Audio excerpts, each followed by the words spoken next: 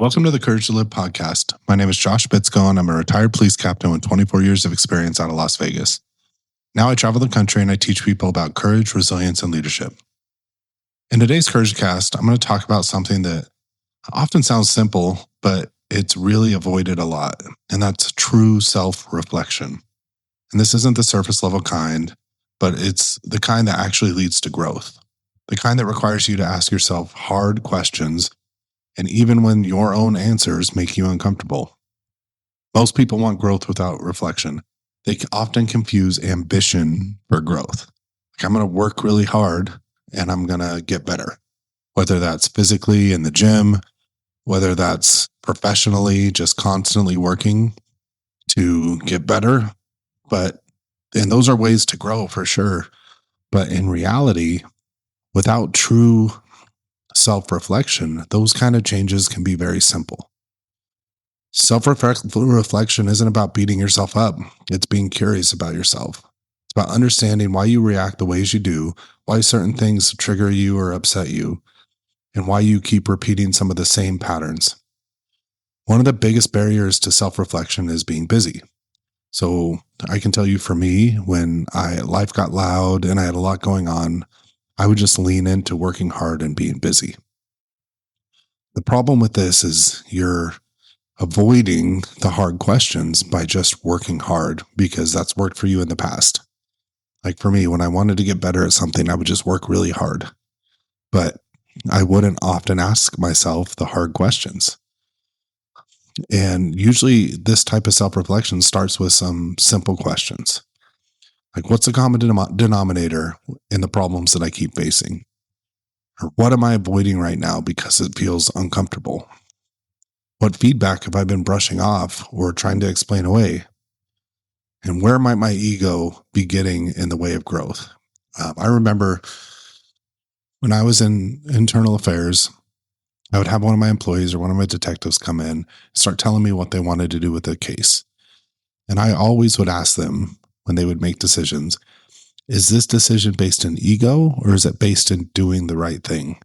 Because that's something I would often ask myself too when something would upset me. Am I upset because of my ego, or am I upset because this is a reflection on me? And these aren't easy questions. In leadership, it matters more than people realize. When something goes wrong, your first instinct might be to look outward, the situation, the people involved, the circumstances.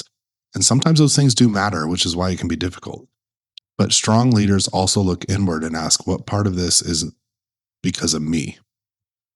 That question can often build credibility with your people. It builds trust. They see that you are being aware of your role in whatever situation is coming up. And that only happens when you're being self-reflective about your actions in any kind of certain situation.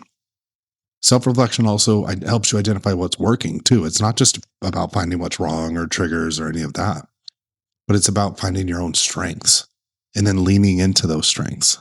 So when you identify that this is something that I'm good at, something that I've worked on, then there's nothing wrong with working on making that strength better.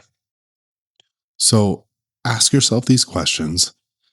And when you know those answers, you can design your life and your work in ways that support your strengths instead of constantly fighting against them. Reflection can also help you improve your own emotional regulation. And it's one big thing that I talk about in my class, especially under stressful situations, critical incidents, is how can you regulate your emotions so you can make the best decisions possible when faced with a stressful situation. It's how you become better at your job, better at dealing with conflict in your personal life, in your professional life. When you can regulate your emotions, you're more often able to win a certain situation. One of the most important parts of reflection is timing. Reflect after action, not only during crisis. When emotions calm down, you can see more clearly, your blood's not up, you don't have a lot going on, so you can sit there and really, honestly, debrief your own reactions to certain things. And to do this, you don't need hours of journaling, which isn't a bad thing to journal, but this isn't that. You don't need long retreats. You really just need 5 quiet minutes.